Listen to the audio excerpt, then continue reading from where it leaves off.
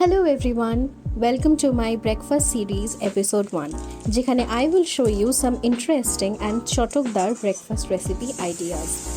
আজকে আমাদের রেসিপি হচ্ছে soybean rice and for making it প্রথমেই আমি একটি কড়াতে তেল গরম করে তাতে একটু জিরে দিয়ে ভালো করে ভেজে নিয়ে তার মধ্যে টমেটো এবং পেঁয়াজের একটা পেস্ট দিয়ে দিলাম। জিরের সাথে পেস্টটা ভালো করে ভেজে নিয়ে এর মধ্যে দিয়ে দেব রসুন আদার পেস্ট। এরপর একে একে সব মশলাগুলো দিয়ে দেব, যেমন লঙ্কার গুঁড়ো, হলুদ গুঁড়ো, জিরে গুঁড়ো আর স্বাদ মতো লবণ। এবার সিদ্ধ করে জল ঝরিয়ে রাখা সোয়া চাংসগুলোকে ছেড়ে দেবো কড়াতে এবং সব কিছু একসাথে ভালো করে নেড়ে চেড়ে নেব, যাতে সয়াবিনগুলোর সাথে মশলাগুলো ভালো করে মিক্স হয়ে যায়। এরপর দিয়ে দেব ভাত দেওয়ার পরে আবার সব কিছু নেড়ে চেড়ে নেব, যাতে মশলাগুলো ভাতের সাথে খুব ভালো করে মিক্স হয়ে যায়। এবার আমি দিয়ে দেব সামান্য পরিমাণে নুন, একটু চাট মশলা, এটা পুরোপুরি অপশনাল, আর একটু কাসুরি মেথিও ছড়িয়ে দিতে পারেন যদি আপনাদের ইচ্ছে হয় তো।